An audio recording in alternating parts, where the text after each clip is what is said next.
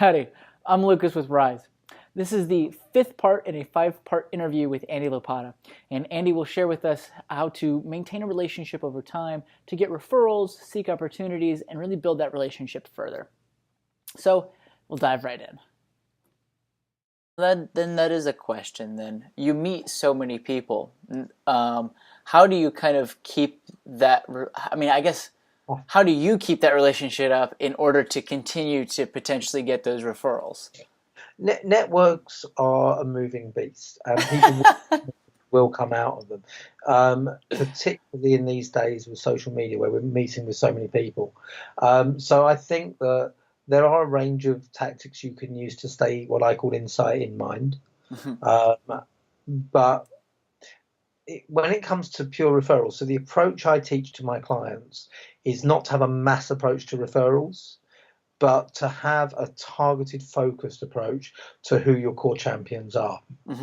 So there are two types of approach to identifying referrals that you can take. One is prospect to champion, and that is saying, I want to meet the general director of Coca-Cola. Okay, who do I know who can introduce me to them? And you can use various social networks to find the connections and so forth, but who do I know? So that's identifying your prospect and looking at your network and saying, who could introduce me? Who could be my champion? The other one, which is the key one I focus on in the work I do with my clients, is champion to prospect, by saying, who are the best placed people to refer me? Now, what do I need to do to build that relationship to the point where they can refer me and they're happy to refer me? And I look at willingness to refer, understanding and opportunity to refer. Now, who do they know? So when I work with my clients, I say start with 5 people and focus on those 5. And if you focus on those 5, you're then taking the steps to building that strong relationship. What I also believe happens is you become more referral aware in the process. So you're more likely, because of the things I teach, to have opportunities when you're talking to your network and communicate more effectively with your wider network at the time. But what my clients will then do is they get into this is they might build a referral book of, say, 30 or 40 contacts, whom they're focusing on 5 this month. But they're also keeping a check on their last contact with the others. You can then start going into using CRM systems and so forth to remind you that someone hasn't been, you haven't been in touch with someone for 3 months or 6 months, and you can set particular reminders based on it. But the key rule for that follow-up should be, and I see, I get on LinkedIn the whole time, particularly on LinkedIn, these messages from people who say, well, just in case, we haven't spoken for 6 months or 12 months, here's what I've been up to.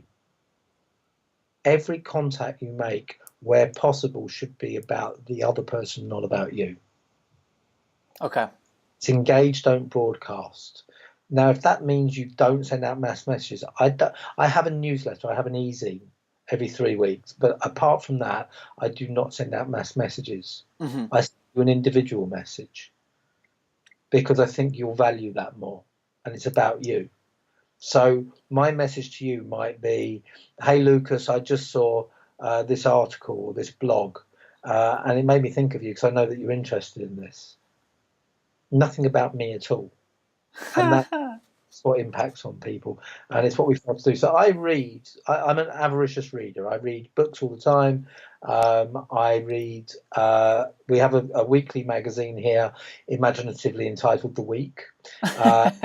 It captures all the best news stories and comments, opinion pieces from media around the world, and I often pick things out of that which resonate with people in my network, and so I send it off to them. I read football magazines. You might call it soccer, but you'd be wrong. Football magazine, and I might see things in that. So I just saw a piece in a British football magazine about a local non-league team that went to Wembley, our national stadium, in a big non-league trophy in May. I know my friend, a fellow speaker by the name of Jeff Ram, was there with his kids, so I took photos of the article in the magazine, sent them across to him. Thought you'd like to see it. It's little things like that. Yeah. The difference. And that's what you should do to stay in touch with your network. Treat them as humans, not as distribution lists. Absolutely. Absolutely. No, I think that you make a lot of good points, is that you just said you treat them as humans. They're not, it's yeah, they're there to help when they want to help. And you're there to help when you can and whatnot. And so it's a two-way street. Well, Andy, that's all I have for you.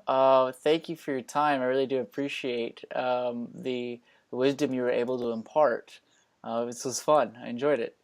Thanks for inviting me. It's an absolute pleasure. So that concludes part 5 of this 5-part series with Andy Lopata. I hope that you enjoyed that video. You can always learn more at lopata.co.uk or at ryzeapp.co, where we've aggregated some more resources on networking and relationship building. Andy's been kind enough to share with us his tips book on building business relationships, 10 steps on how to build a network of champions.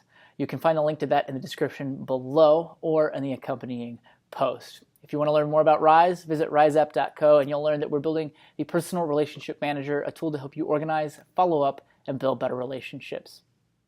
Until next time.